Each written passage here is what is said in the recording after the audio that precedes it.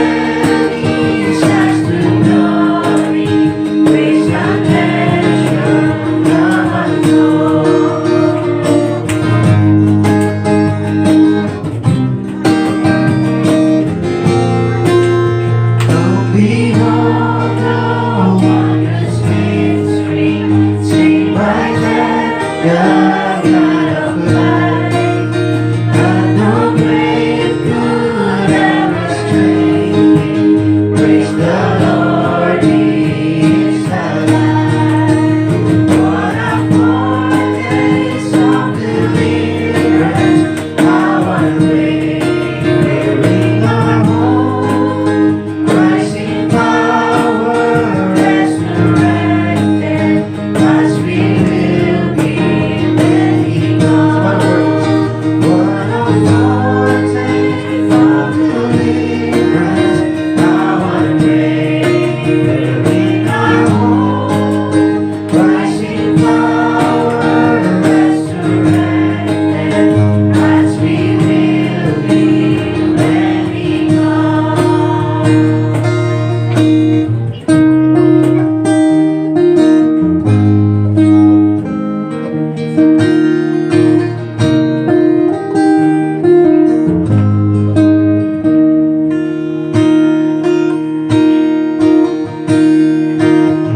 Was cleanse on the rose of heaven.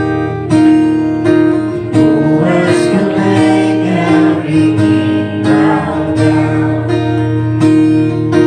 Who else can whisper and darkness tremble? Only our holy God. What other beauty? What other beauty demands such praise then?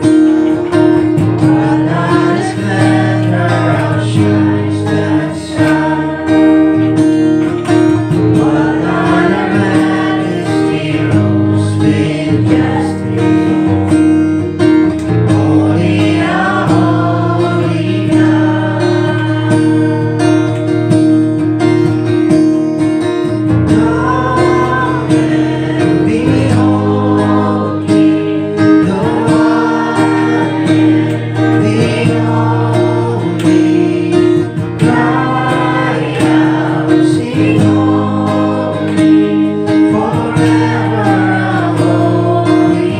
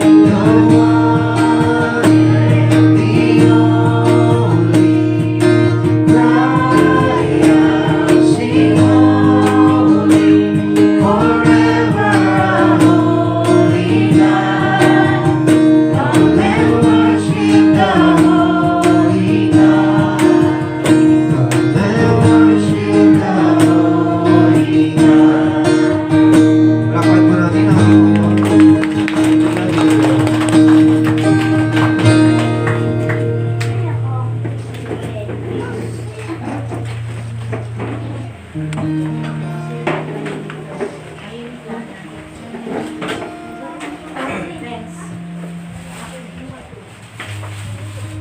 naman po tayo sa ating pananalangin. Hinihiling ko po ang lahat na ipigit ang ating mga mata at tutuwa tayo sa ating Panginoon.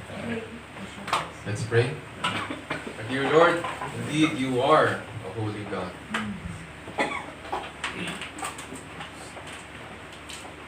So we bless you today, dear Lord,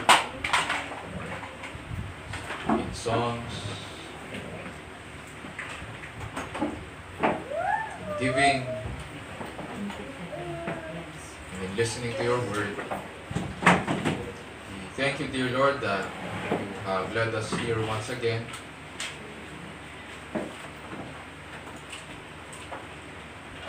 After a week of activities, we are in your presence, Panginoon. You have led us to rest in your arms and granted us this, dear Lord, this time so that we can worship you, minister to one another through the gifts that you have given us. So, dear Lord, we pray that you bless during this time of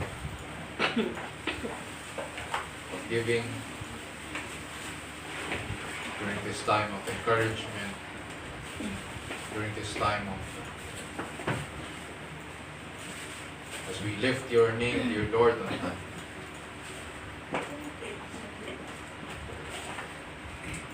O Lord, we come to you with humble hearts. We seek, Panginoon, the blessings of that Christ has earned for us in His life and death on the cross.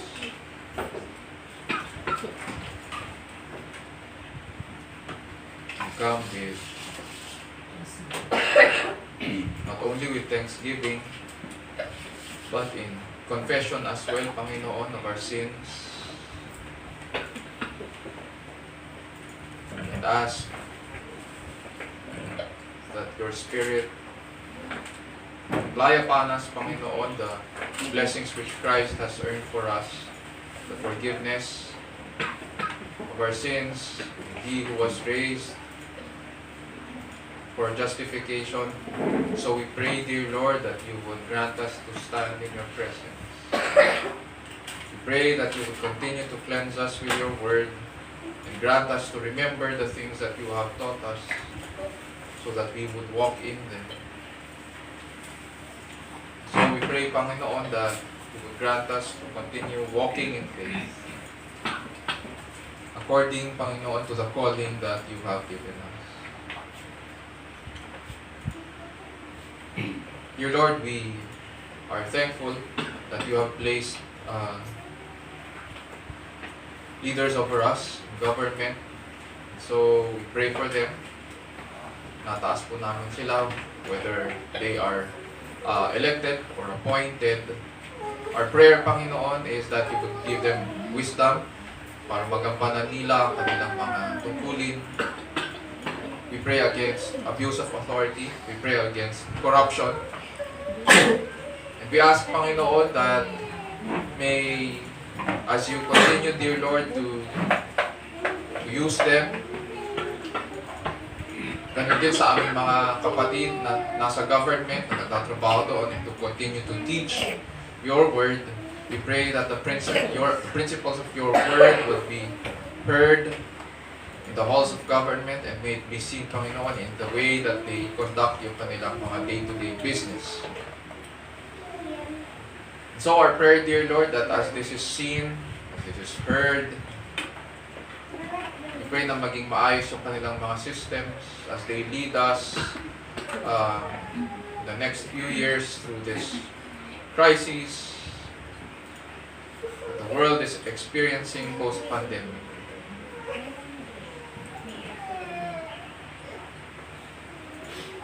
While we may not agree, Panginoon, sa lahat ng decisions ng aming mga leaders, nevertheless, we remember them And we are content, Panginoon,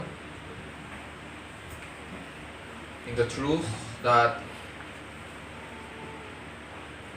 there is only one who sits above all thrones and above all powers, above all principalities. There is one who rules over all.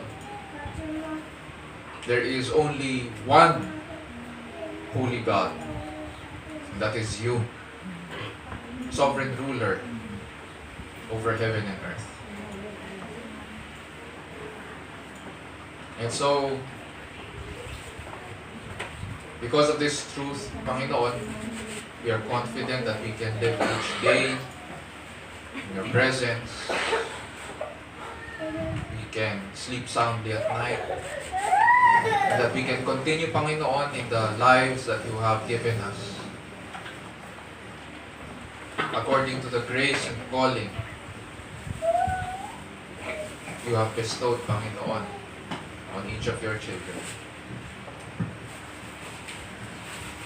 Dear Lord, we are also thankful para sa ministry that you have placed under our care, under our stewardship. Grant us, Panginoon, na magpatuloy sa binigay niyo sa amin, katawag, that as your people, as your church, as your body, we ask that as you guide us in going, grant us to make disciples of all nations, baptizing them in the name of the Father, and of the Son, and of the Holy Spirit. Teaching them all the things that you have commanded us to do, while holding on to the promise that you would be with us until the end of the age. And so our prayer, dear Lord, that just as you have called us to be your disciples, to make disciples, may we be faithful, Panginoon, in ministering to our families the good news. At the same time, wherever you have placed us, wherever and whatever opportunity you give us, we pray, Panginoon, that you would provide so that we would be able to serve and minister our families, our communities, our friends. Oh dear Lord, so that eyes may be opened and that ears would hear the message that Christ has come and has redeemed His people, and that He is victorious over our sins. And so we pray, dear Lord, that you would grant us to point one another to you, especially our families. That just as you have called us, Panginoon, to understand that our family is our first ministry, so may we be faithful, Panginoon, in this stewardship, to point our children to you, to point our spouse to you, point our brothers and sisters and parents and fathers and mothers and grandparents as well. In the end, as we rejoice, Panginoon, in you, the hope of glory. And so we pray, Panginoon, that as a church, we will be able to take care, Panginoon, of especially yung young families that you have placed in our hands. Grant us, dear Lord, to be careful in how we point them to you, how we take care of them. And at the same time, we pray, dear Lord, that may you place in their hearts, Panginoon, that yearning to know you more. In the end, dear Lord, habang patuloy namin kayong nakikilala sa pamamagitan ng inyong salita, ang hiling po namin, Panginoon, ay maluwalhati po kayo sa aming kalagitnaan.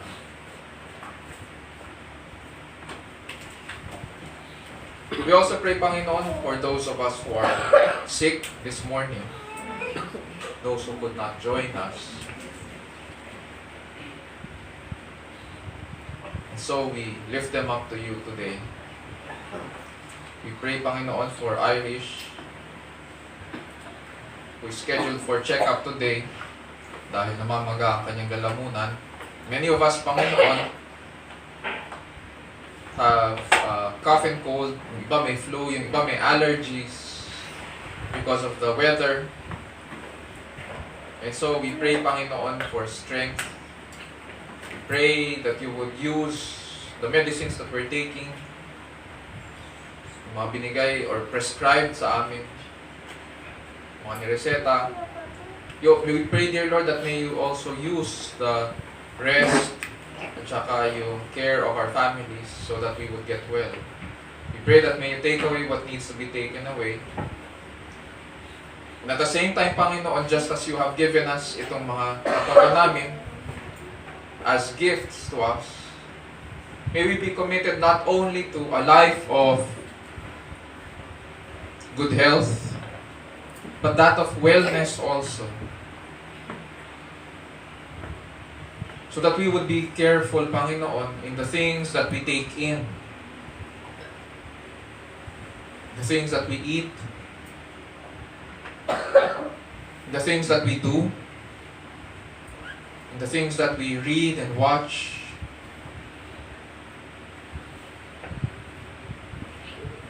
And the things that we think about. And so grant us, dear Lord, to understand our calling as your people.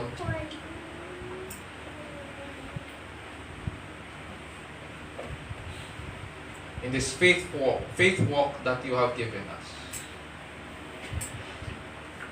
So we pray, Panginoon, for not only for Irish, we also pray, dear Lord, for yung ibang mga kabataan na nandito rin na may sakit. We also pray, dear Lord, for Erlene, na 1 week na masama ang kanyang pakiramdam dahil sa upod sipon. We also pray, dear Lord, for Cheryl, at ganun din kay Ate Rose, who is scheduled, Panginoon, to have her doctor's check-up tomorrow para ma-interpret yung kanyang mga lab results. We pray, dear Lord, that you would maging favorable din yung lab results niya. And in the end, dear Lord, we pray that as you continue to extend your healing hands upon us, we pray that we would be given a clean bill of health and that we could continue, Panginoon, sa mga gawain namin pang-araw-araw. O Lord, we also pray for those of us who continue to go outside of our homes, whether for school or work. May your protection be upon us. We pray, Panginoon, in all and in every situation that we are faced with, may we remember, Panginoon, that you have called us to be your children, to be your followers, and that we are to display, Panginoon, what it means to be salt and light in this world, your people. And so grant, dear Lord, that we would be good examples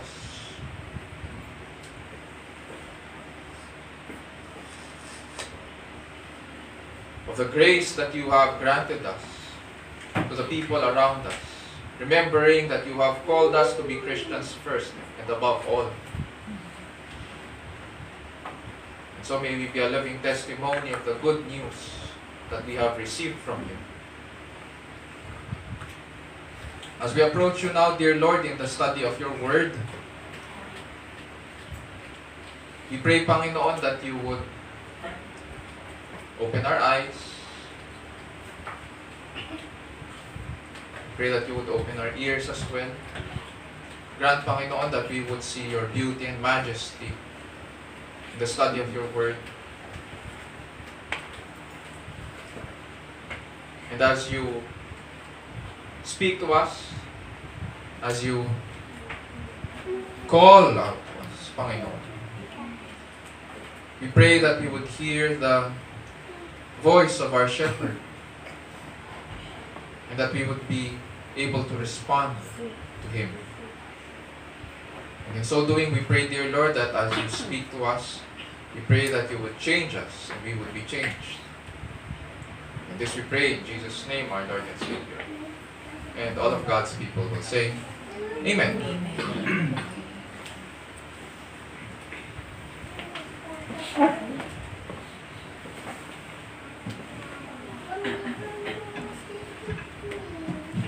Ngayon po ay dadako na po tayo sa pagbasa ng salita ng Diyos na magmumula sa aklat ng Genesis chapter 13 verse 1 to 18. Sa pangulo po ng ating mga kapatid na si Brother A.J. Alfaro and Brother Renato Baterna. Tumayo po tayong lahat bilang pag-aalang sa salita ng Diyos.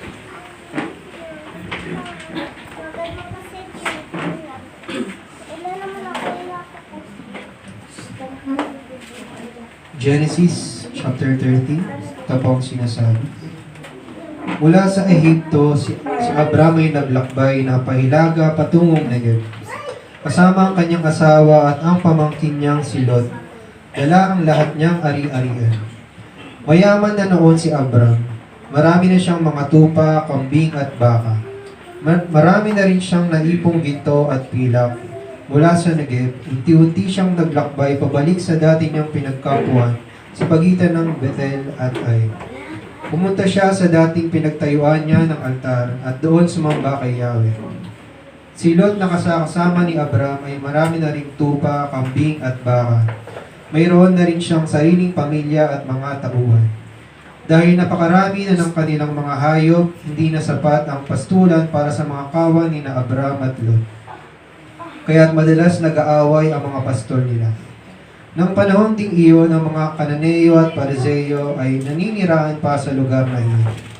Kinuusap niya Abram si Lot, hindi tayo dapat mag-away at ang mga tauhan natin, sapagkat magkamag-anak tayo. Mabuti pa yung maghiwalay tayo, mamili ka kung gusto mo sa kaliwa, sa kanan ako. Kung gusto mo sa kanan, sa kaliwa ako. At nang iginala ni Lot ang kanyang paningin, nakita niyang ang kapatagan ng Jordan hanggang sa Zoar ay sagana sa tubig, tulad ng halamanan ni Yahweh at ng lupain ng Ehipto. Nangyari ito noong hindi pa natutupok ang Sodoma at Gomorrah. Kaya pinili niya ang dakong silangan at kapatagan sa Jordan at naghiwalay na sila ni Abram. Nanatili si Abram sa Kanaan. Samantala si Lot ay naninirahan naman sa lungsod ng kapatagan na malapit sa Sodoma. Napakasama ng mga tao sa lungsod.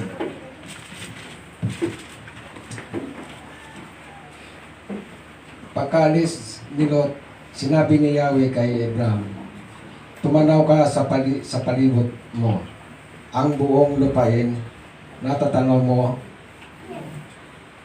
ay ibibigay ko sa iyo at magiging lahi mo magpakailanman. Ang iyong mga salin lahi ay gagawin kong sindami ng alikabok sa lupa na di kayang bilangin ni naman. Libutin mo ang iyong buong paningin at lupain at lahat ng iyan ay ibibigay ko sa iyo. Lumipat si Abram sa Hebron at doon tumira na siya tabi ng malaking puno sa Mamre. Nagtayo siya roon ng altar para kay Yahweh. Ito pong salita ng Diyos. Puri ng Panginoon.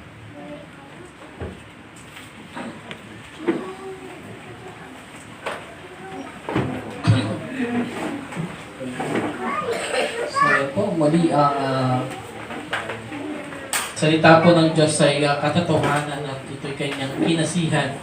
Nagtuturo po ito ng katotohanan tungkol sa ating Diyos. At ito rin ang nagsasaway at nagtutuwid sa bawat mananampalataya. Sinasanod tayo nito kung paano ang matuwid na pamumuhay ayon sa kanyang kalooban at kung paano ang tamang pagsamba sa tunay at nag-iisang Diyos. Ayon po yan sa 2 Timothy chapter 3 verse 16 to 17. Ngayon po ay hatid sa atin ng ating pastor, Pastor Raymond Belser, ang salita ng Diyos mula sa ating binasa sa Genesis chapter 13, 1 to 18. Nawa ang banal na Espiritu po ang siyang kumilos at tumulong sa atin sa araw na ito upang makita natin ang kagandahan at kadakilaan ng kanyang salita. Ang Ebanghelyo ng ating Diyos at tagapagligtas na si Jesus Cristo.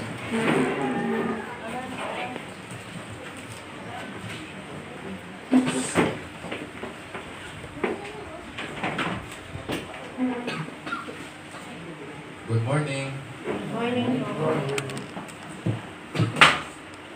Okay. So Genesis chapter 13 verses 1 to 18. Nandito pa rin po tayo sa pag-aaral natin ng unang aklat ng Bible.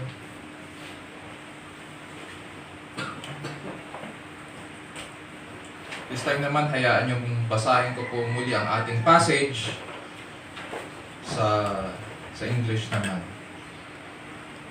At ito po ang sinasabi sa Genesis chapter 13 verses 1 to 18. So Abram went up from Egypt to the Negev, and he and his wife and all that belonged to him, and Lot with him. Now Abram was very rich in livestock, in silver and in gold. He went on his journeys from the Negev as far as Bethel, to the place where his tent had been at the beginning, between Bethel and Ai, to the place of the altar which he had made there formerly, and there Abram called on the name of the Lord. Now Lot, who went with Abram, also had flocks and herds and tents. And the land could not sustain them while dwelling together, for their possessions were so great that they were not able to remain together. And there was strife between the herdsmen of Abram's livestock and the herdsmen of Lot's livestock. Now the Canaanite and the Perizzite were dwelling then in the land. So Abram said to Lot, "Please let there be no strife between you and me, nor between my herdsmen and your herdsmen, for we are brothers. Is not the whole land before you? Please separate from me. If to the left, then I will go to the right, or if to the right, then I will go to the left." Lot lifted up his eyes and saw all the valley of the Jordan, that it was well watered everywhere. This was before the Lord destroyed Sodom and Gomorrah. Like the garden of the Lord, like the land of Egypt as you go to Zoar. So Lot chose for himself all the valley of the Jordan, and Lot journeyed eastward. Thus they separated from each other. Abram settled in the land of Canaan, while Lot settled in the cities of the valley, and moved his tents as far as Sodom. Now the men of Sodom were wicked exceedingly, and sinners against the Lord. The Lord said to Abram after Lot had separated from him, "Now lift up your eyes, and look from the place where you are, northward and southward, and eastward and westward. For all the land which you see I will give it to you, and to your descendants forever. I will make your descendants as the dust of the earth, so that if anyone can number the dust of the earth, then your descendants can also be numbered. Arise, walk about the land through its length and breadth, for I will give it to you." Then Abram moved his tent and came and dwelt by the oaks of Mamre, which are in Hebron, and there he built an altar to the Lord. This is the word of the Lord. Praise be to God.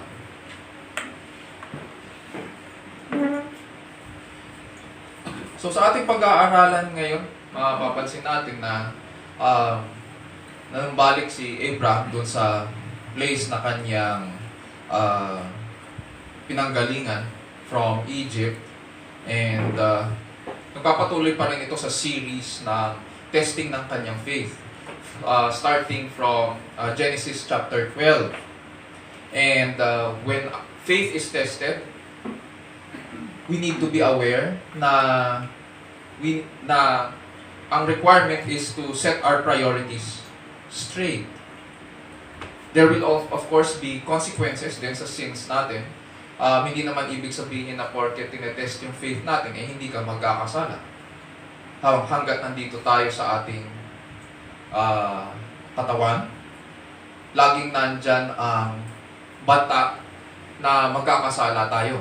And so, dahil doon, kailangan natin na maintindihan na iset yung priorities natin. At kung mahulog tayo sa kasalanan, at dahil ang Diyos naman ay nagpapatawad, kailangan natin maintindihan na mayroong consequences pa rin yung kasalanan natin. Makita natin yun sa buhay ni Abraham mamaya.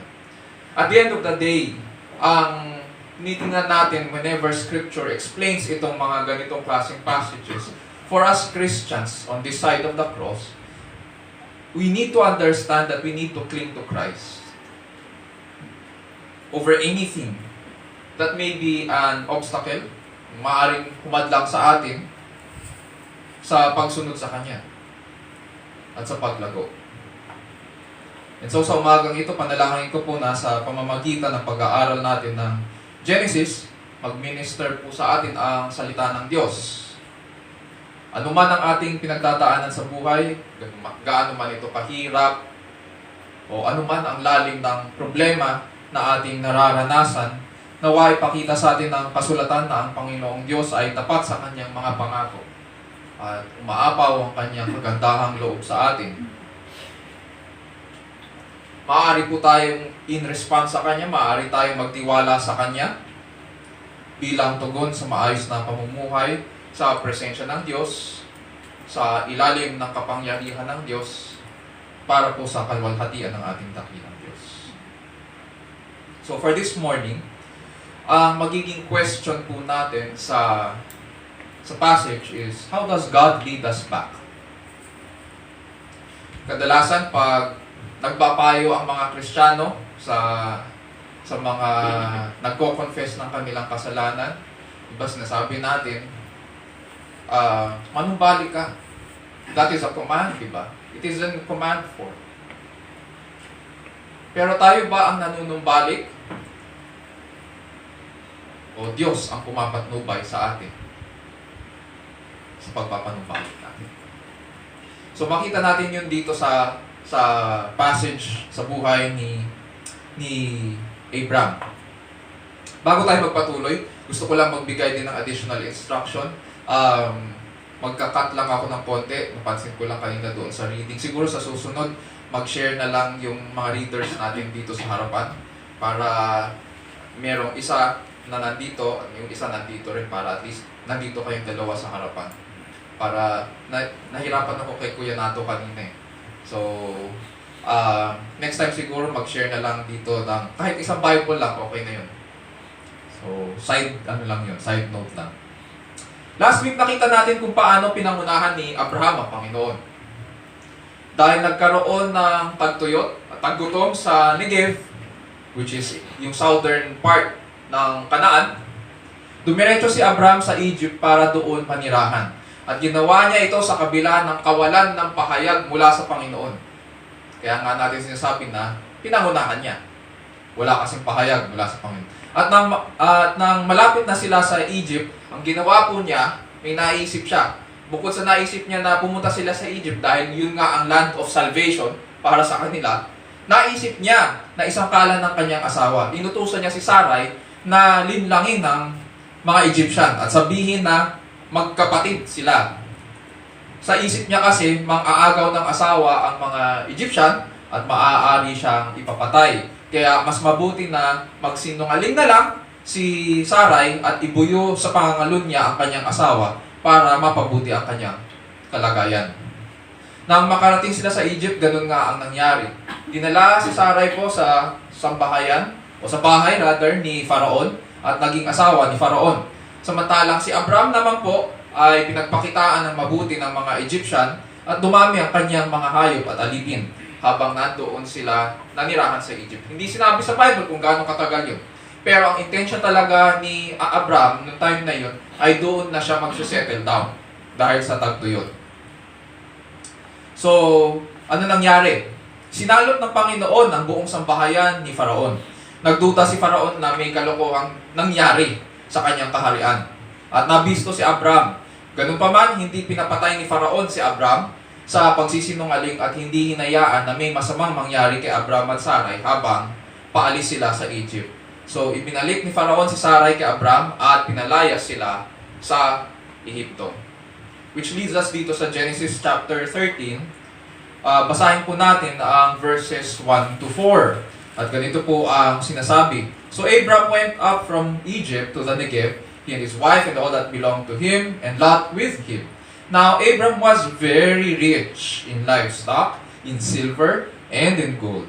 He went on his journeys from the Negev as far as Bethel, to the place where his tent had been at the beginning, between Bethel and Ai, to the place of the altar which he had made there formerly, and there Abram called on the name of the Lord. So, mula Ehipto, bumalik siya sa Kanaan, kasama si Sarai at si Lot. At dito makikita natin, although last week hindi natin alam kung kasama ba talaga si Lot. Hindi binabanggit. Parang side track lang siya. Hindi siya talaga main character. Pero ngayon, balik sa, pag tinignan natin, Genesis chapter 13, si Lot po kasama nila sa Egypt. At ngayon, pabalik na po sila sa Kanaan. So, dito sa verse 1, alam natin ngayon na kasama ni Abram ang kanyang pamangkin na si Lot. This passage also tells us na lalong yumaman si Abram sa Egypt. Kapag binalikan natin ang Genesis 12:16, scriptures tell us that Pharaoh treated Abram well, and Abram prospered. Sabi doon, therefore he treated Abram well for her sake, and gave him sheep, and oxen, and donkeys, and male and female servants, and female donkeys, and camels. Alam naman natin noong unang panahon kapag nag-aasawa at yung ibang mga kultura din ngayon, kapag pag merong mag-aasawa, kailangan magbigay ng dowry. Diba? So, although hindi binabanggit sa Bible, pero tingin ko, bukod sa nagbigay ng dowry si Faraon at tinanggap ito ni Abraham, ang sinabi lang kasi sa Bible, they treated Abram well. Pinagpakitaan nila siya ng mabuti habang nasa Egypt sila. So, yumaman si Abram doon. Dumami ang kanyang tauhan, dumami ang kanyang mga hayop. And here in chapter 13, sinasabi na dumami rin ang kanyang ginto at pilak. Na previously, hindi binabanggit. Walang binanggit nung umalis sila sa Haran na ganon. Walang binanggit sa Genesis chapter 12. Pero here in Genesis chapter 13, nung paalis sila sa Egypt, mayaman siya sa ginto at pilak. And when we read this, anong pumapasok sa ating isipan? Siguro, iniisip natin, pinagpala nga si Abram. Oo. So, sa isipan natin, it's very positive. Kasi umaman Big time. Diba? Yun yung mga term ng mga OFW nating mga mahal sa buhay Oh, pre, kamusta ka na? Big time ka na. Pag uwi ng Pilipinas, dinig ko, ganito na, big time. Yun yung ibig sabihin Pero sa original language, pag binasa natin, itong salitang very rich ay hindi positive. It's in the negative. Ganito ang pagkakasabi sa original language. Pag transliteration, he was very heavy. Ibig sabihin, dahil sa dami ng kanyang ari-arian, lalo na yung tinutukoy, yung diin doon sa ginto at pilak. Literally, pag nagdala ka ng ginto at pilak, at ganun karami yun, mabigat talaga dalhin yun. At babagal ang kanilang paglakad, lalo na sa disyerto. Pero on the emotional end, pag tingnan naman natin, so physical end yun. Literally, mabigat talaga pag nagdala ka ng ginto at pilak. At ang mga Arabo at saka nasa Middle East, talagang pinagyayabang nila yon. Lalo na pagkasal, tsaka mga special events, talagang yung mga babae nila, makikita mo ang ginto at pilak. Ganun na lang. Pero in this instance, pag inisip natin emotionally, pwede rin natin sigurong sabihin na naging kabigatan ito kay Abram. Matatandaan natin sa chapter 12, ang dahilan kung bakit dumami ang kanyang ari-arian. Hindi naman dahil pinagpakitaan lang siya ng mga Egyptian ng mabuti.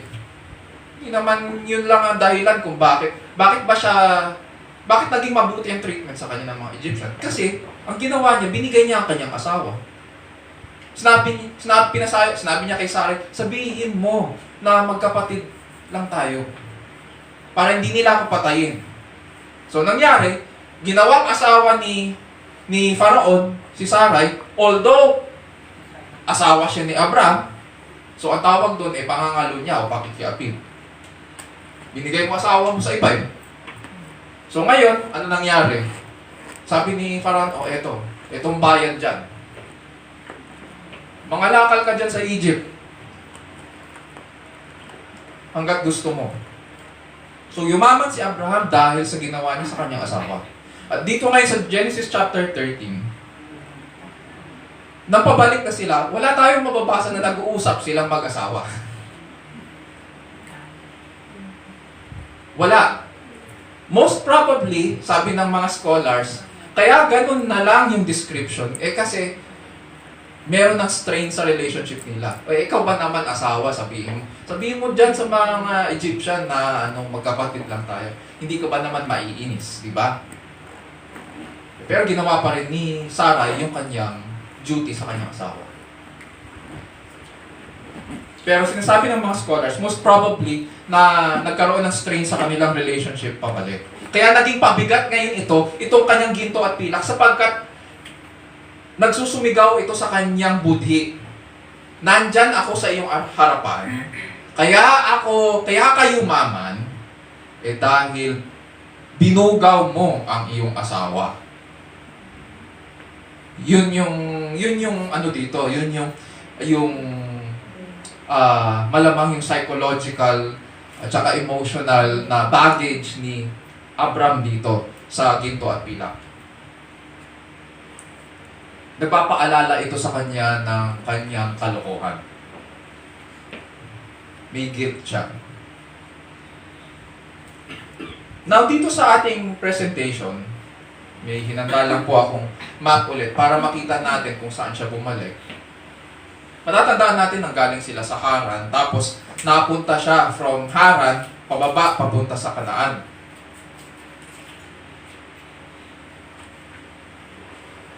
Nawala na yung mga arrows.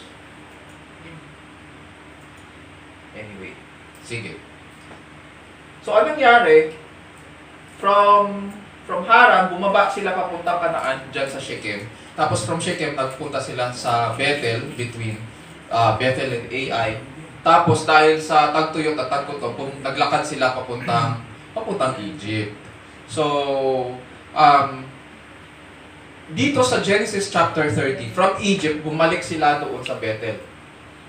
Nawala. Maraming nawala dyan. Dito naman pag tinignan natin, dahil bumalik sila doon sa kanilang mulan sa Bethel, napansin ni Abraham na nandun pa rin yung dambana na kanyang ginawa sa Panginoon.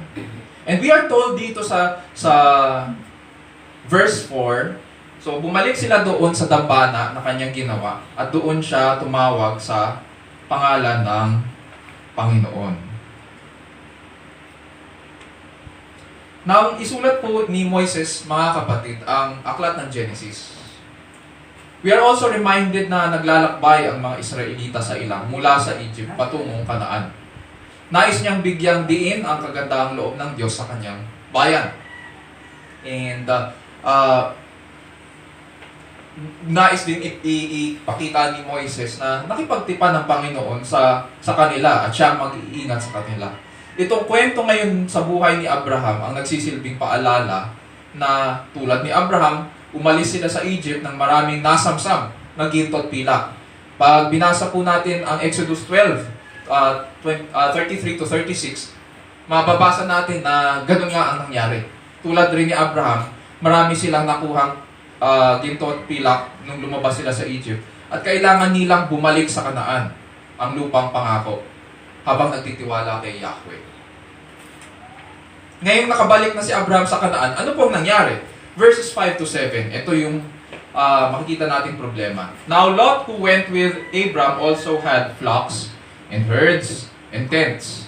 And the land could not sustain them while dwelling together, for their possessions were so great that they were not able to remain together. And there was strife between the herdsmen of Abram's livestock and the herdsmen of Lot's livestock. Now the Canaanite and the Perizzite were dwelling in the land. So nang makarating sila sa Kanaan, nagkaroon ng pagtatalo sa pagitan ng mga pastol ni Abram at ni Lot. So tingnan lang natin ang problema. Itong section ay nagsimula sa paglalarawan kay Lot. Sabi sa verse 5, Now Lot, who went with Abram, also had flocks and herds and tents. Hindi sinabi ng scriptures kung yumaman ba si Lot sa Egypt. Hindi, walang binabanggit. Ang sinasabi lang, mayaman din si Lot. At marami siyang mga hayop, marami siyang mga tolda. Si Abram, iisa lang po ang kanyang tolda. Sa Genesis 13:18, then Abram moved his tent. Yung binasa kanina. Iisa lang ang tolda ni Abram. Pero si Lot, marami siyang tolda. So, ma-imagine natin ngayon kung gaano kalaki ang kanilang caravan. Pag pinagsama ngayon yung mga hayop at tolda ni Abram at yung mga kanilang mga alipin at yung mga hayop din at bakahan ni Lot at saka yung mga tolda ni Lot, napakahaba siguro ng kanilang caravan. Doon siguro sa mga kapatid natin na nanggaling ng Middle East, alam natin kung anong tolda ang pinag-uusapan dito. Hindi ito yung tolda na pang-camping. Ito yung mga parang tolda ng mga Arabo sa disyerto na napakalaking mga tolda na gawa sa balat ng kambing. Yung mga tolda na ito, mga malalaking tolda ito, na maglalatag lang sila ng carpet nila na napakagara sa gitna ng disyerto, para syempre hindi naman mainit, di ba? Pag lumalakad ka. Tapos lalagyan na nila yun ng konting furniture nila, tapos mataas na mataas yung tolda. Yung pamangkin ni Abram.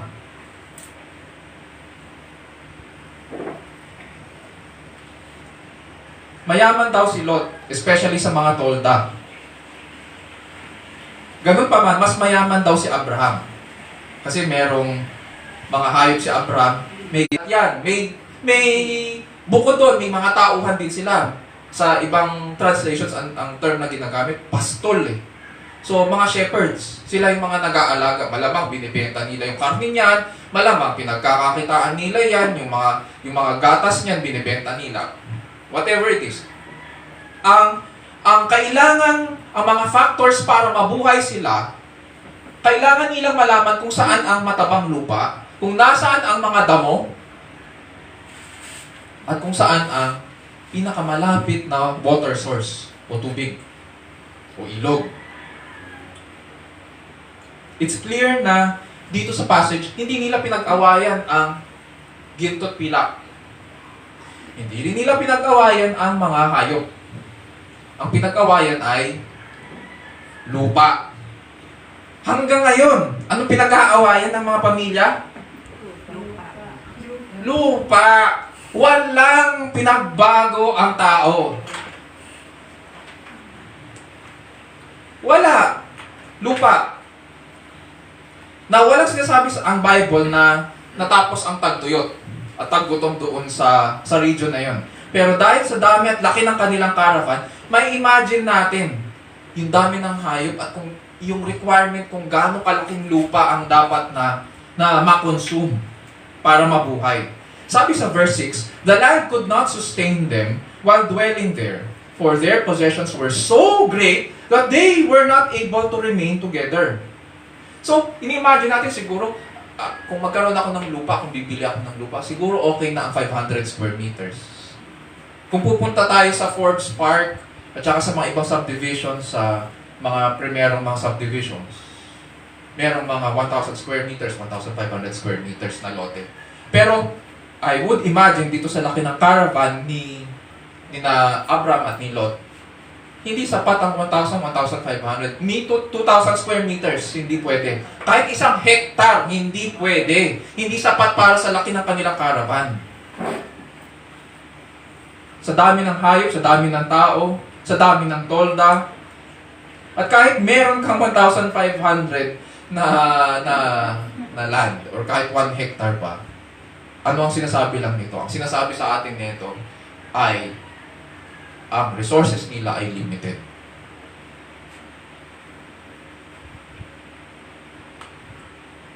Imagine now, dahil ang resources ay limited, ang grazing lands or pasture lands ay hindi ganun karami.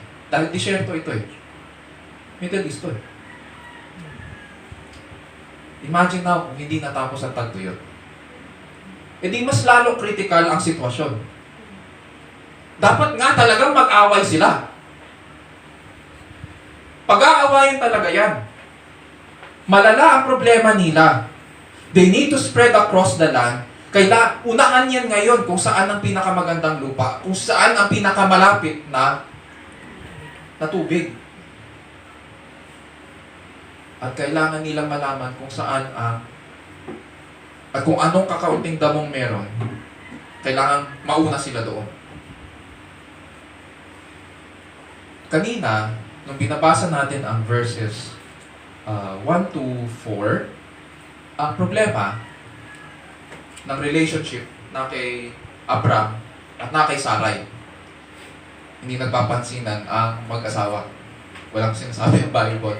Dito naman, ang problema na nag-shift na kay Abram at na kay Lot na. Masalimuot ang kalagayan ni Abram. Tapos pag inisip natin, sa Genesis chapter 12,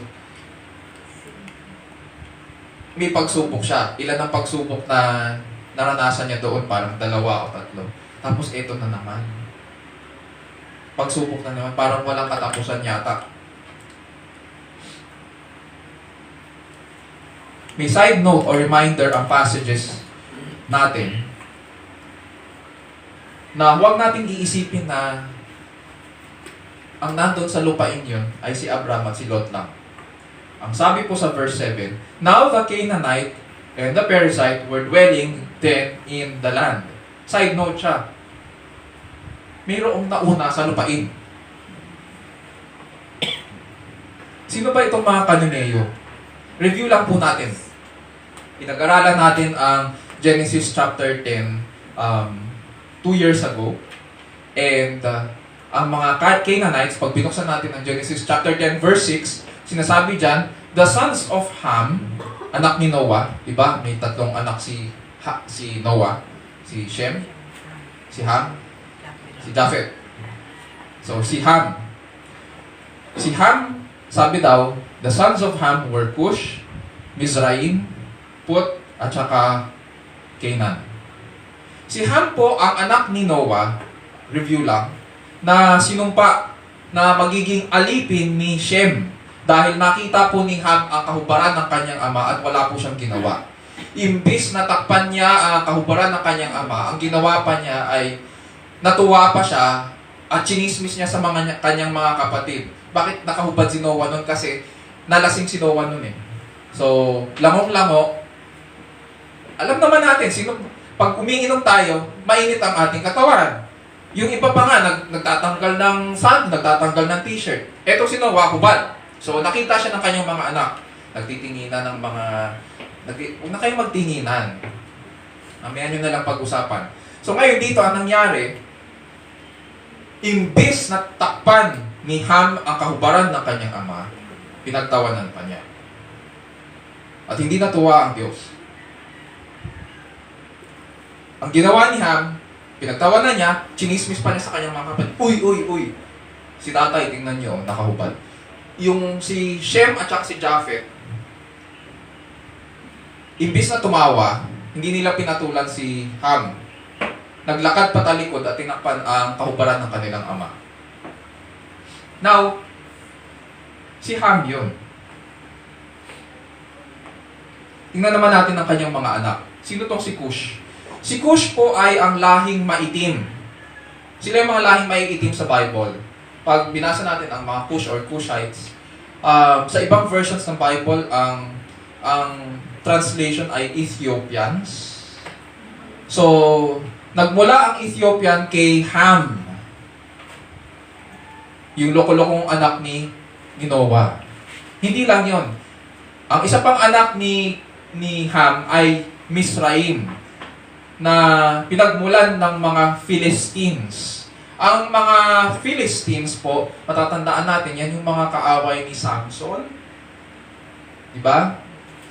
Yung pinatay niya yung mga Philistine with the jawbone of a donkey. Hindi lang yon. Sino tong Put na ito? Na pangatlong anak ni Ham. Si Put po ay ama ng mga Egyptians. So, Ethiopians, Egyptians, Philistines. At syempre, kilala natin si Canaan. Mapapansin natin, lahat ng anak ni Ham o lahat ng mga apo ni Noah kay Ham, kaaway ng Israel. Matatandaan po natin na unang pinakilala itong mga Canaanites sa Genesis chapter 12 noong dumadaan si aking puno ng Mamre. Nung time na yon, ang description doon ay threat na sina Abraham sa mga taga Shechem, sa mga Canaanites. Threat na yung threat na si Abraham sa kanila at threat rin itong mga Canaanites kay Abraham sa fulfillment ng promise. And they continue to be a threat in this chapter also. Dahil nagkaroon ng alitan ngayon, ganito ngayon ang problema. Nagkaroon ng alitan ngayon sa pagitan ng mga pastol ni Abraham at pastol ni Lot. Ang tanong ngayon, dahil nandyan ang mga Kalineo at saka mga Periseo, pag sinalakay sila ng mga ito, paano nila ipagtatanggol ang kanilang mga sarili? Kung hindi sila nagkakaisa. Ubus sila. Imbis na matupad ngayon ng pangako kay Abraham, baka si Abraham pa ang palayasin sa lupain ito. So paano yung pangako ng Panginoon? Sinasabi po sa verse 5, Now Lot, who went with Abraham, ganyan yung verse, yung pagkakasabi sa verse. Now Lot, who went with Abraham. Hindi ito, baka iniisip natin na parang, safe description kay Lot. Hindi po siya safe na description, o basta description lang sa kanya. Nagpapahiwatig ito ng irony. Negative yan. Parang ganito yan. Parang ganito yung ibig sabihin dyan ng pag-narrate ng passage tungkol kay Lot sa verse 5. Sumama ka na nga lang eh. Sabit ka na nga lang. Hinayaan mo pa ang mga pastol mo makipag-away sa mga pastol ni Abraham. Sabit ka na nga lang eh. Hindi mo pa pinigilan yung mga tauhan mo. So, ganun ang nangyari. Nag-away-away na at dahil kay Lot, parang sinasabi ng verse, dahil sa'yo, nag-away-away na ang mga tao. At wala kang ginawa para pigilin yun. Dahil sa'yo, nanganganib ngayon si Abraham. At ito yung sinasabi natin sa chapter 12. Ito yung sinasabi ko last week, na hindi na dapat sinama ni Abraham si Lot sa Canaan. Diba, ang utos ng Panginoon kay Abraham ay, Go forth from your country and from your relatives. Go forth from your country, iwan mo yan. Iwan mo ang Haran, iwan mo ang sambahayan ng iyong ama, iwan mo rin ang iyong mga kamag-anak doon. So, sino lang dapat ang dala-dala ni Abraham? Ang kanyang asawa. Pero sumunod pa si Abraham. Halfway, siguro sumunod siya kasi umalis siya sa Haran at pumunta sa Canaan. Pero may, siya? Anong tawag nila doon? Bit. Na hindi naman kasama doon sa utos ng Panginoon. So ano yun? Ano ngayon?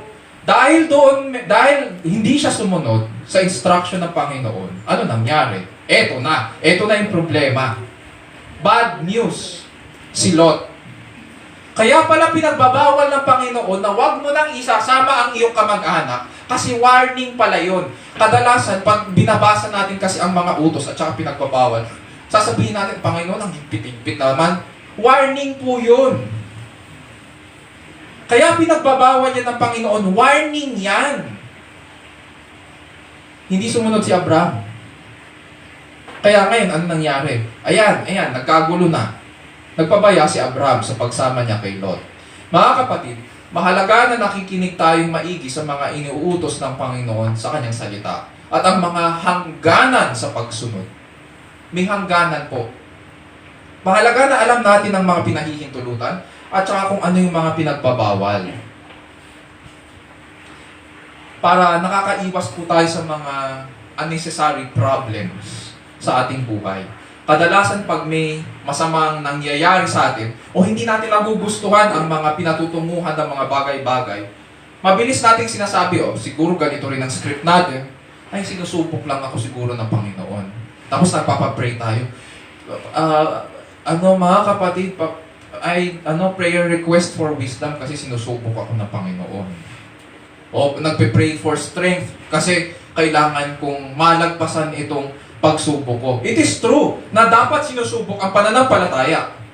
That is true. Para malaman kung ito ba ay tapat sa Panginoon.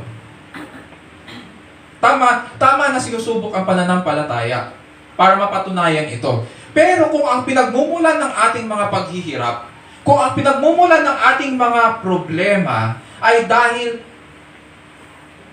hindi po tayo nakinig sa mga pinagbabawal at ginawa natin yung gusto natin, sumuway po tayo, nagmalabis po tayo sa pinahihintulutan, hindi po yan pagsubok. Hindi yan mula sa Panginoon. Consequences po yan ng hindi natin pagsunod. Tayo ang may kasalanan kung bakit ang pagpapala ay nagiging sumpa at nagiging pagpapahirap sa atin. Nakuha?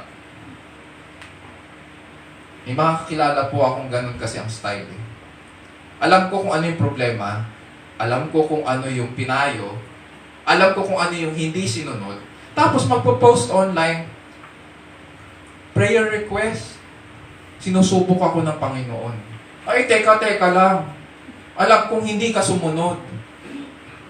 Alam kong ginagawa mo yung gusto mo. Tapos ngayon, ang gagawin mo, prayer request, yung nangyayari sa buhay mo, isisisi mo sa Panginoon. Samantalang consequences yan ng hindi mo pagsunod o pagmamalabis mo. Hindi ganun yun. It doesn't work that way. Hindi ganyan ang testing ng Panginoon. Ang nagiging excuse natin kung bakit, on the other hand, tingnan naman natin, balikan lang natin si Abraham. Bakit niya ba sinama si Lot? Sabi natin, di ba? Most probably kasi napamahal siya. Wala siyang anak eh. Wala siyang anak. So, napamahal siya kay Lot. Tinuring niya para kanyang anak. So ngayon, anong sinunod niya? Ay, mahal ko kasi ito eh. So, sinama niya. Ang nagiging excuse natin kung bakit hindi tayo agad sumusunod is because, anong dahilan natin? Sa panahon natin, ganito yung script niyan eh. Follow your heart. Diba? Follow your heart. Pero scriptures will tell us, do not do that. Why? Jeremiah 17:9. The heart is deceitful above all things and beyond cure. Who can understand it? Manlilin lang ang puso ng tao. May bahid yan ng kasalanan. Tapos susunod ka dyan? Punong-puno yan ng kasalanan. Tapos susunod tayo. Malamang ganun nga ang ginawa ni Abraham. Mga kapatid, feelings are fleeting at may bahid ng kasalanan ng ating mga puso. Hindi yan mapagkakatiwalaan. Tignan mo si Abraham, isinama si Lot. Ano nangyari? Nagkagulo sila ngayon. Mga dayuhang nag-aaway sa hindi nila lupain sa harap ng mga Canaanites. nauna doon sa lupain yun. Ano ngayon ang priority natin bilang mga tagasunod ni Kristo? Ang priority ay dapat inform po ang ating isipan mula sa kapahayagan ng Diyos. Yun ang dapat na nag-i-inform sa atin para alam natin kung ano ang nagiging tugon natin sa kanyang kapahayagan. Kasi kung hindi natin pupunuin ang ating isipan ng salita ng Panginoon, ibang bagay ang pupuno dyan. Mapupuno yan ng salita ng mundo. Kung hindi salita ng Panginoon ang pinag-aaralan natin, kung hindi salita ng Panginoon ang pinupuno natin sa ating isipan, sa ating mga budhi, mapupuno yan ng salita ng mundo. At yun na nga, anong mangyayari? Garbage in, garbage out. Ganun ang mangyayari. Kaya maging careful tayo sa pagsunod. Ngayon dito, ano yung solusyon ni Abraham sa kanilang problema? Verses 8 to 10. So Abraham said to Lot, "Please let there be no strife between you and me, nor between my herdsmen and your herdsmen, for we are brothers." Doon sa binasa kanina ni Brother AJ, ginamit na term ay kamag-anak tayo. Is not the whole land before you? Please separate from me. If to the left, then I will go to the right. Or if to the right, then I will go to the left. So, yun yung objective talaga ni Abraham. Maghihiwalay na sila. They will go their opposite ways. One to the left, the other to the right. If the other is to the left, then he will go to the right. And Lot lifted up his eyes and saw all the valley of the Jordan, that it was well watered everywhere. This was before the Lord destroyed Sodom and Gomorrah, like the garden of the Lord, like the land of Egypt as you go to Zoar. So dito makikita natin na ayaw ni Abram ng gulo.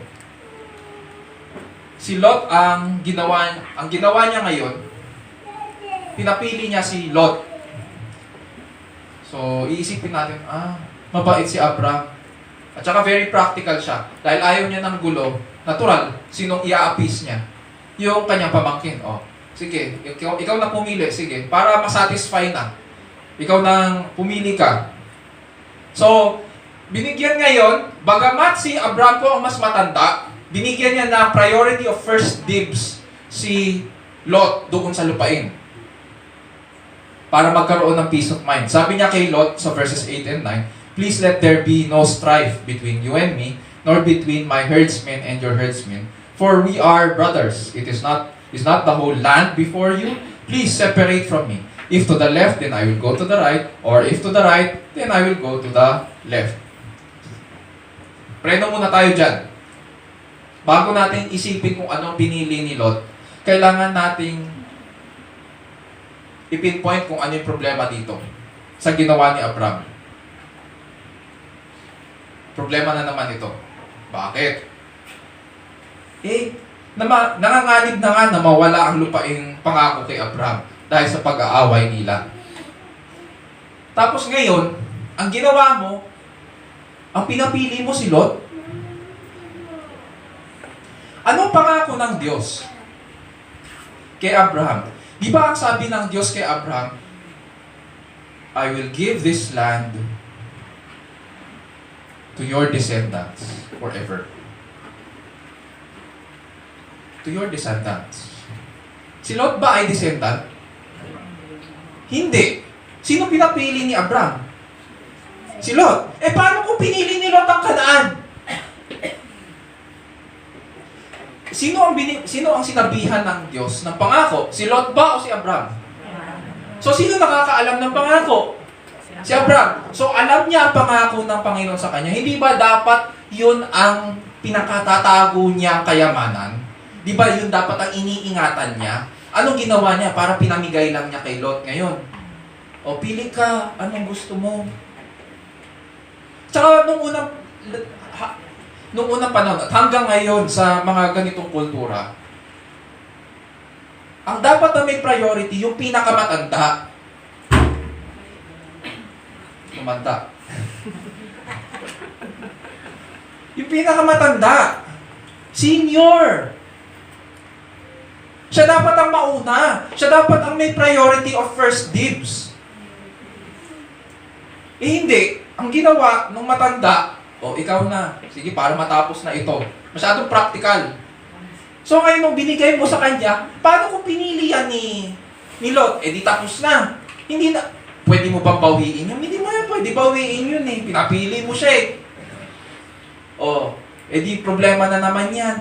Hindi mo malaman kung parang habang binabasa ko to, parang napapa-facepalm ako kay Abraham. Ano bang ginagawa mo, men? Bakit mo pinamimigay yung pinangako sa'yo?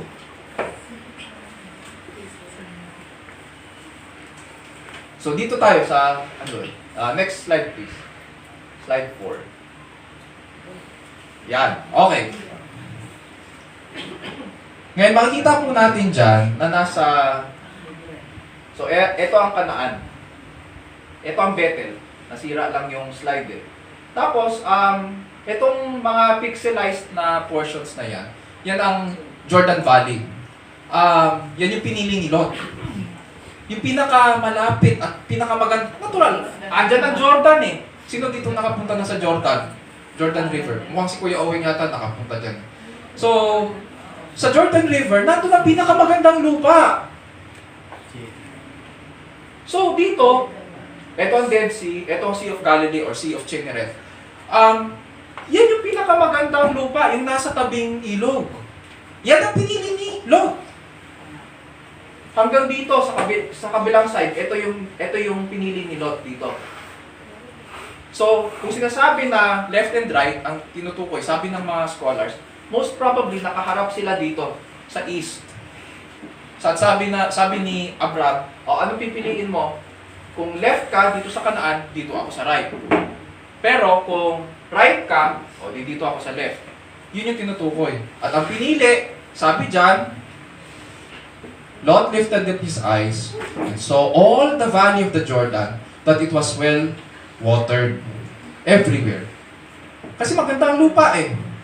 This was before the Lord destroyed Sodom and Gomorrah, like the garden of the Lord, like the land of Egypt, as you go to Zoar. Survival po ang pinag-uusapan dito. At pinili ni Lot ang dako na may magandang lupa at malapit sa tubig, ang Jordan Valley. To this day, hindi natin malaman kung, although may binabanggit dyan ng mga cities katulad ng Sodom, ng Gomorrah, ng Zoar, to this day, hindi ma-pinpoint kung nasaan yung mga cities na yun. So, yung mga sinasabi lang dyan, approximations lang yan ng location ng Sodom, Gomorrah, at saka Zoar. Next slide, please. To this day, ang Jordan Valley po, ang Bethel, at ang Shechem. Ang Shechem, yun yung unang pinuntahan ni Abraham. Asan yung Shechem? Ito, Shechem, na ang tawag ngayon ay nandyan sa north side ng nasa Janim. Hindi, dapat nasa Nablus siya eh. Ang Shechem nasa Nablus. Itong Kirbet Bethel nandito sa taas lang ng Ramalya. So, dapat ito ay mga holy places. Kasi diyan unang umapak si Abraham. Pero today, makikita natin, saan sila? West Bank. Ang West Bank, pinag-aawayan ngayon. Ang gulo dyan ngayon.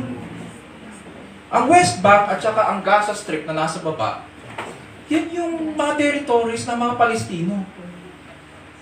At ayaw ibigay ng mga Palestino yan sa mga taga-Israel. So magulong-magulo dyan ngayon. Ang West Bank po ay may population ng 3.4 million Palestinians at nananatiling nasa gitna ng girian ng mga Israelite at saka mga Palestinian armies. Magulong-magulo dyan ngayon. Ibig sabihin, wala pa rin sa kamay ng mga Israelita ang lupain ng Kanaan. Patuloy ang girian nila dyan sa Jordan Valley. Imagine, pinangako ng Diyos ang buong Kanaan kay Abraham. Tapos ngayon, ang pinag-aawayan nila, itong Jordan Valley. Hanggang ngayon. Mapapaisip tayo. So, sino hindi sumunod sa utos? Sinong hindi nagtiwala sa pangako? Balikan natin ang ating passage. Ang description sa Jordan Valley ni Moises nang itingala ni Lot ang kanyang ulo at tinignan niya ang buong valley. Ano daw ang description? Para raw itong patubigan na magaling sa magkabi-kabila. Maganda ang lupa, gaya ng halamanan ng Panginoon, yung Eden, at gaya ng lupain ng Ehipto. So, napakaganda siguro nung unang panahon itong Jordan Valley. Hanggang sa baba, hanggang doon sa Sodom and Gomorrah. So, ang choice ni Lot, he made the most natural and most practical choice para sa kanyang mga tauhan at hayop. Ganun pa man, yung pagkakasingit dito ni Moises ng mga salitang tulad ng halamanan ng Panginoon, tulad ng lupain ng Ehipto. Red flag na ito agad. Dapat, pag binabasa natin ito, red flag na ito. Yung mga may Bibles, pwede nyo i-underline yan. O kung gusto nyo, drawingan nyo ng red flag. Bakit? Kasi, ang tingin nga nila sa Egypt noong unang panahon ay land of salvation. Di ba? Doon nga pumunta si Abraham. Doon siya nagkamali. So ngayon, dahil pabalik na siya sa Kanaan, ang lahat ng magbabasa ng passage na ito, especially sa mga Israelites na tumatawid ng ilang, warning ito sa mga gustong bumalik sa Egypt at gustong bumalik sa Eden. Hindi ka na dapat bumabalik sa Garden of Eden. Kahit gaano pa yung kaganda. So, hindi incidental ang descriptions dito. Reminder ito sa atin na ganito ang nangyari sa Garden of Eden. Anong nangyari ba doon? Di ba sinasabi sa atin? When the woman saw that the tree was good for food and that it was a delight to the eyes, anong ginawa ni Lot naman? And Lot lifted up his eyes and saw that it was like the garden of the Lord. Same language. Tulad ng mga tao noong unang panahon ng Babel naman, sa Babel, pag binasa ang Genesis 11:1-2, naglakbay sila patungong silangan. Na siyang ginawa naman din ni Lot na naglakbay patungong pasilangan. Para siya ngayong papuntang Babel. At ang Egypt, hindi good news kay Abraham. Bagamat ang tingin nila doon ay land of salvation. This land ngayon, on the other side of the Jordan, is a warning. It is not good news at all. So tuloy natin, verses 11-13. Ano yung pinili ni Lot? So Lot chose for himself all the valley of the Jordan, and Lot journeyed eastward. Thus they separated from each other. Abram settled in the land of Canaan, while Lot settled in the cities of the valley, and moved his tents as far as Sodom. Now the men of Sodom were wicked exceedingly and sinners against the Lord. Itong salita sa scriptures na Lot journeyed eastward ay nagpapahiwatig na ang pinili ni Lot ay hindi bahagi ng Kanaan. Itong side na ito, hindi siya bahagi ng pinangako ng Diyos. And this is later confirmed sa Numbers 34:6-12. Pwede nyo ilagay na lang sa Bibles nyo. See Numbers 34:6-12. Babasahin ko na lang po. As for the western border, you shall have the Great Sea, that is its coastline. This shall be your west border. Yung Great Sea na tinutukoy, itong Mediterranean. So, you shall draw a line from Mount Hor to the Lebo Hamath, and the termination of the border shall be at Zedad. And the border shall proceed to Ziphron, and its termination shall be at Hazar Enan. This shall be your northern border. Yan yung bandang Lebanon, bandang Lebanon, Syria. Yung eastern border, dito sa side na to, for your eastern border, you shall also draw a line from Hazar Enan to Shepham. And the border shall go down from Shephan to Riblah on the east side of Ain. And the border shall go down and reach to the slope on the east side of the Sea of Chinnereth. Ito, Sea of Galilee. And the border shall go down to the Jordan, and its termination shall be at the Salt Sea, or yung Dead Sea. this shall be your land according to its borders all around. So ito lang ang Kanaan. Hindi kasama itong east side. Sa ngayon, ang tawag dito, the Kingdom of Jordan. Jordan. Di ba? Hindi siya kasama. Pero dito pumunta si Lot. This means that the land that Lot chose was outside of God's promise. So maaaring mas maganda ang lupa dito at mataba ang lupa, pero spiritually, sinasabi sa atin ng scriptures, tagtuyot at taggutom spiritually dyan. Bakit? Verse 13, sabi dyan, now the men of Sodom were wicked exceedingly and sinners against the Lord. Oo, kapag binalikan natin yung description ng mga Canaanites, ang mga Canaanites sa Shechem at sa Bethel ay mga pagano.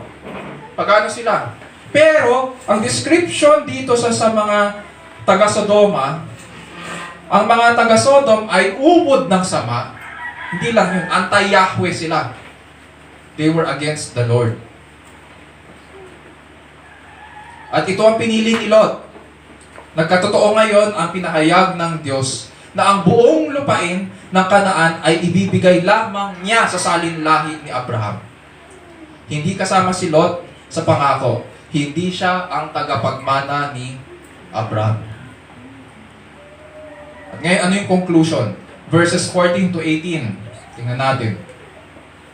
The Lord said to Abram after Lot had separated from him, now lift up your eyes and look from the place where you are, northward and southward and eastward and westward. For all the land which you see, I will give it to you and to your descendants forever. I will make your descendants as the dust of the earth, so that if anyone can number the dust of the earth, then your descendants can also be numbered. Dito, mas madetalye ngayon ang pangako ng Diyos kay Abraham. Yung affirmation niya, mas malaman. And so, ano yung naging tugon ni, verse 17 pala. Arise, walk about the land through its length and breadth, for I will give it to you. Then Abraham, anong tugon niya? Abraham moved his tent, came and dwelt by the oaks of Mamre, which are in Hebron, and there he built an altar to the Lord. Sabi ng Diyos kay Abraham, itingala mo ang iyong mga mata. Ibig sabihin, nakababa ang mata ni Abraham. Parang ganito yon. Kung alam mo kung nasaan ang matabang lupa, kung alam mo kung nasaan ang tubig, yun ang pipiliin mo di ba? Hindi napunta kay Abraham. Sa tingin po ba natin, hindi rin yun ang pinipili ni Abraham, hindi yun rin yung nasa isipan niya? Yun din. Malamang yun din. Kaya nga, ang sabi ng Panginoon, itingala mo ang iyong mga mata, Abraham. Ibig sabihin, nakatingin siya sa baba. Malamang nalungkot din siya. Kasi, paano niya ngayon pakakainin ng kanyang mga hayop? Mahirap. Yung matabang lupa napunta kay Lot. Ganun pa man, kung ano ang nakikita ni Abraham sa Jordan Valley, tinapatan ito ngayon ng Diyos ng buong lupain ng Kanaan. At sabi ng Panginoon sa kanyang pangako, hindi lang basta sinabi ng Panginoon, sa iyong salinlahi. Hindi. Ang sabi niya, ang di mabibilang na dami ng iyong salinlahi. Bagamat wala siyang anak.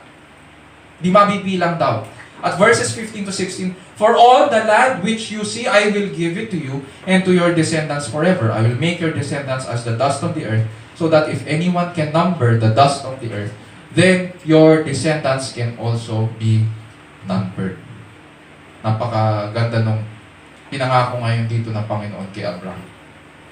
Pagkatapos subukan si Abraham. So anong naging tugon? Noong unang panahon po, kapag nagtagumpay ka sa isang campaign, sa isang digmaan, usually ang mga hukbo, ang ginagawa nila sa lupain na kanilang natalong kaaway, pinapasok nila ang mga kuta nito at sinusurvey nila buong lupain. Nilalakad nila ang buong lupain na pawang sa kanila. Nilalakad nila yun. At ganoon ang pinagagawa ng Panginoon dito kay Abraham, na parang nagtagumpay siya sa isang laban. lakarin mo ang buong lupain ng Kanaan. Sa'yo yan, binibigay ko yan sa'yo. And so, anong ginawa ni Abraham? Bilang tugon sa Panginoon, umalis siya sa Bethel at nagpunta siya sa Hebron, doon sa Oaks of Mamre. At doon siya sumamba sa Panginoon. Ang Hebron po, kaya niya malamang pinili ang Hebron. Ito ang pinakamataas na point sa Kanaan. May elevation ito ng 3,000 feet or 914 meters. And from here, kita niya ang buong lupain ng Kanaan. Ngayon, ito naman. Punta na tayo dito sa pag pinagsama-sama natin ito at binigyan natin ng buod at i-relate natin ito sa plan of redemption ng Panginoon, sa gospel. Mga kapatid at kaibigan, itong kwento ng pagbabalik ni Abraham sa Kanaan ay paalala sa ating lahat na ang mga greatest blessings ng pangako ng Diyos para sa ating katubusan ay nasa hinaharap. It's in the future. Mapapansin natin dito, nawalay man si Lot kay Abraham at nawala rin ang pinakamagandang bahagi ng lupain kay Abraham. Nagtiwala pa rin si Abraham sa Diyos na ibibigay sa kanya at sa kanyang salinlahi ang lunsod na mas mabuti at mas maganda. When we read the book of Hebrews 11:16, ang inaasahan pa lang nung mawala ito sa kanya, yung matabang lupa sa Jordan Valley, sa Hebrews 11:16, ang sinasabi, ang naging inaasahan pala ni Abraham ay yung lupa na mula sa langit.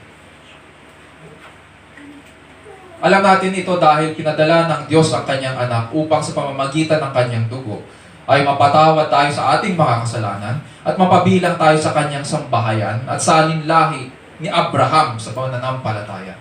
Therefore, kung tayo ay napabilang sa sambahayan ni Abraham sa pamamagitan ng pananampalataya kay Jesucristo, ibig sabihin, ang lahat ng pangako kay Abraham ay para sa ating din. At itong lupain itong pinapangako ng Diyos kay Abraham ay hindi physical na lupain. Hanggang ngayon, makikita natin kanina doon sa West Bank, hanggang ngayon, hindi makuha-kuha ng Israel. The only time na mapapasa Israel lang yung lupain yun ay kapag bumaba na ang Panginoong Jesus, ang totoong hari ng mga hari. At kapag binago niya ang lahat. Kaya kung nga sinabi na ang mga greatest blessings of God's covenant promises lie in the future. Ang sagot sa ating tanong, how does God lead us back from our sin? Sagutin natin yung tanong. Ang sagot dyan ay, God mercifully, graciously leads us back. Ganun kasimple. Pero ilatag natin. It will not be without consequences. May consequences po ang ating mga kasalanan. Although minsan siguro hindi natin napapansin. Minsan naiisip natin, salamat Panginoon at nakalusot ako. Feeling natin nakalusot. Feeling natin yun. Pero the consequences might not be in the immediate future. It might not be tomorrow or 1 week or 2 weeks. It can be 3 years or 5 years or more. May consequences ang ating kasalanan. Katulad kay Abraham. Yung kanyang kayamanan, yun ang naging paalala ng kanyang kalokohan sa Egypt. Yung alitan ng mga pastol ni Abraham at saka ni Lot, naging paalala yun kung bakit niya pinitbit pa si Lot. May consequences po ang ating mga kasalanan. Yet, God will continue to bless us according to His covenant promise. God will, hindi dahil nagkasala tayo, hindi natutuparin ng Diyos ang kanyang promise. Like Abraham, nandyan ang paalala ng ating mga pagkukulang at pagkakasala laban sa Diyos. But because we are His children, but because you are His child, He will not let anything separate you from Him or His household. Maaaring ang mangyayari sa atin dito dahil sa ating mga kasalanan, posibleng magkakaroon tayo ng division sa families. Dahil mayroong mga family members na ayaw manalig. Mayroong mga family members na ayaw maniwala. At katulad dito, magkakaroon talaga ng separation within the families. Diba? Pinag-aralan natin yun nung December. Sabi ni Jesus Christ, I came not to bring peace, but I bring a sword. Father will rise up against son. And mothers will rise up, or daughters will rise up against mothers, brothers against brother. Minsan mangyayari talaga yun. At kailangan nakahanda po tayo. We need to know our priorities when faith is tested. We need to know what to give up sa harapan ng Panginoon. Ganun pa man, sinasabi sa atin dito na hindi niya tayo pababayaan. He will not let anything separate you from Him or His household. Papatnubayan ka niya upang matutunan mo magbalik loob at mapatunayan mo ang kanyang mabuting kalooban. Na ang kanyang kalooban ay mas mabuti kaysa iyong kalooban. At mas mataas ang kanyang kalooban kaysa sa iyong kalooban. Matitigas ang ating mga ulo. At gagawin ito ng Diyos upang matandaan mo ang kanyang umaapaw na kagandahang loob para sa iyo. At ikaw, dyan mo makikita at dyan mo papatunayan na ikaw ay kanya magpakailanman. Hindi ka maaaring mawalay sa kanya. Sa puso natin ang mga bagay na ito at purihin natin ang ating dakilang Panginoon. Sabay-sabay tayo manalangin. Our loving Heavenly Father, we thank you for your word. We thank you, dear Lord, for your promise to your people to be with them.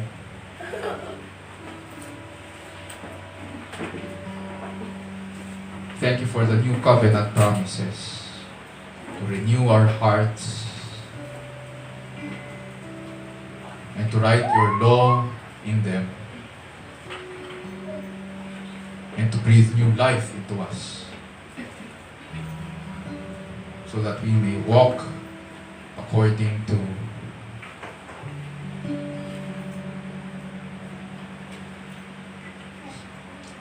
the words that you have placed in us. And because of this new life, dear Lord, we thank you that you will have also made us your children.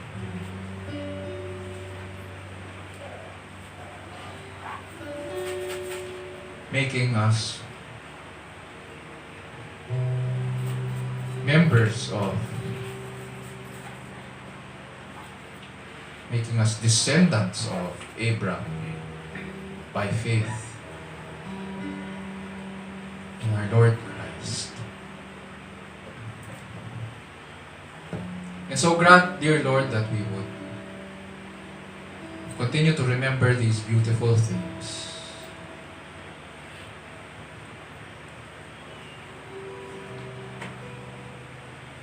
That in spite of our sins, you have commanded us to no longer walk in them. But by your grace, by the grace that you provide for us,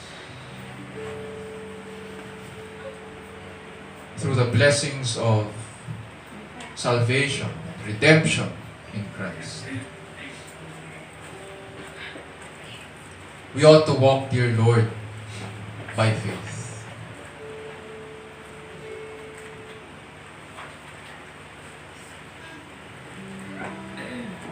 That we may not have, Panginoon, everything great, everything beautiful that this world provides, or that this world offers, or or the best things that this world offers. Nevertheless, you have given us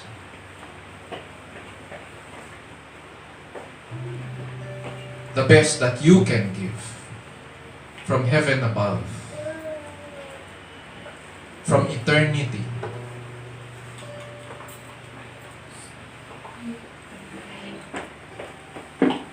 So that while we may lose, Panginoon, in this world, while we may lose in this life, in the kingdom, we are victors in Christ.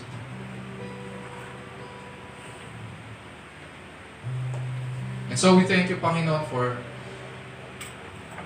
the good news and the promises, Panginoon, that Christ fulfilled,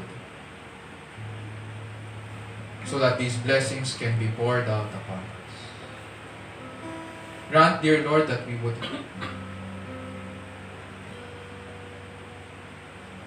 keep them, that we would cherish them.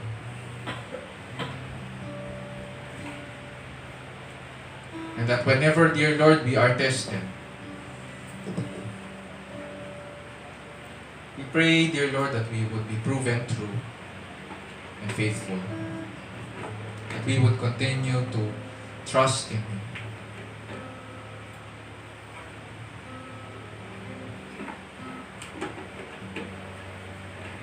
And so we thank you, dear Lord, for your words. Grant that this would strengthen us, Panginoon.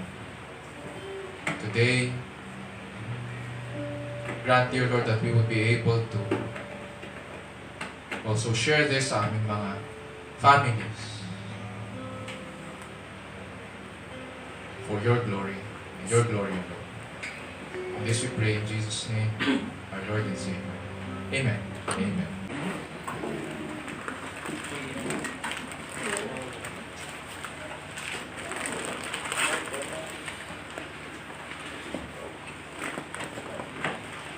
Purihin ang Panginoon. Ngayon po ay dadako na po tayo sa ating Ministry of Giving.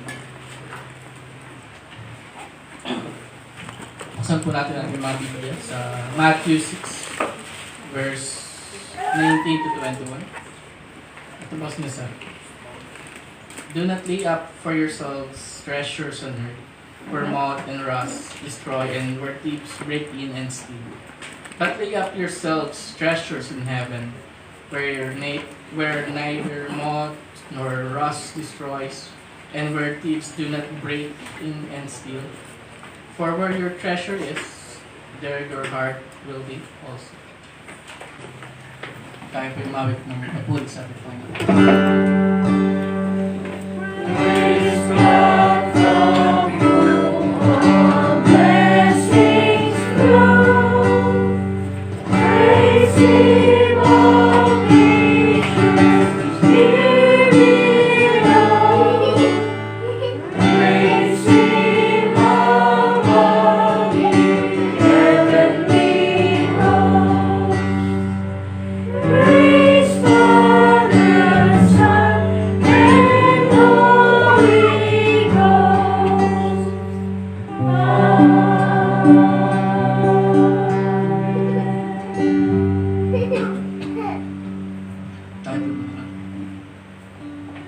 Muli yung aming Panginoon. Salamat sa inyong salita, Panginoon. Siyang aming napakinggan. Salamat, Panginoon, sa inyong biyaya, sa inyong awa, sa inyong pag-ibig sa amin. Bagamat may makasalanan, Panginoon, sinuunang aming mga pagsariling interes. Hindi niyo kami pinabayaan, Panginoon, sa inyong kalagayan. Bagkus, Panginoon, ay kayo ang nagpapanumbalik sa amin, Panginoon. Mula sa inyong pag-ibig. Sa inyong kaharian. Salamat, Panginoon, dahil binigyan niyo ang kaisa sa inyong anak Kasi ng Panginoong Kristo para siyang aming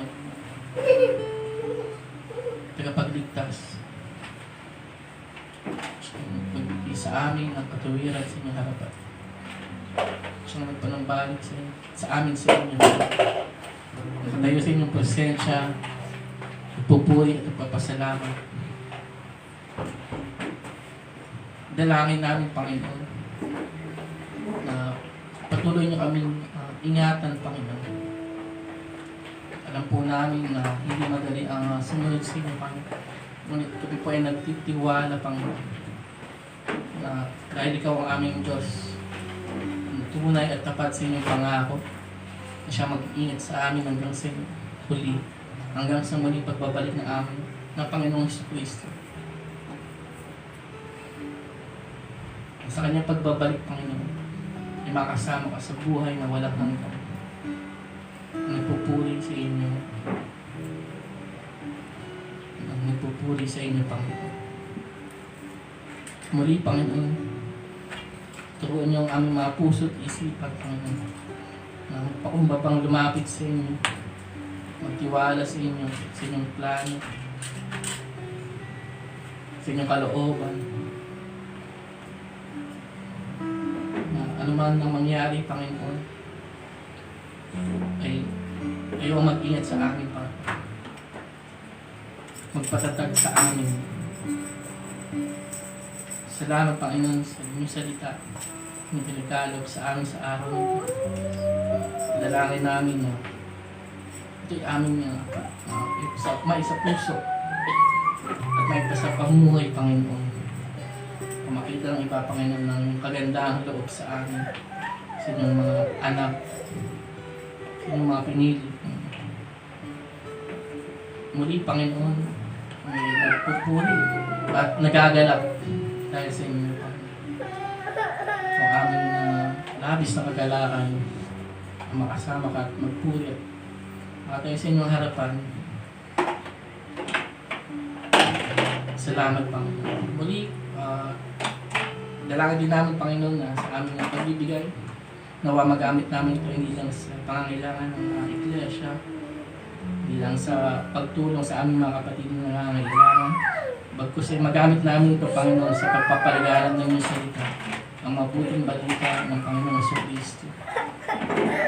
Upang ang mga tupa na wala pa sinukawan, Panginoon, ay mapabilang, Panginoon.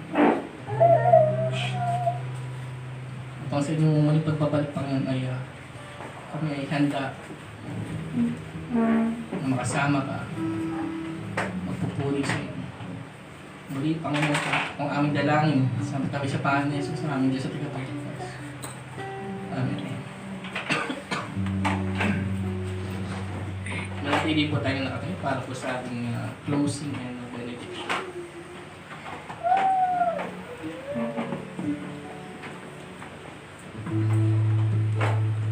Mga kapatid, purihin po natin ang ating Panginoon at tanggapin ang kanyang pagpapala.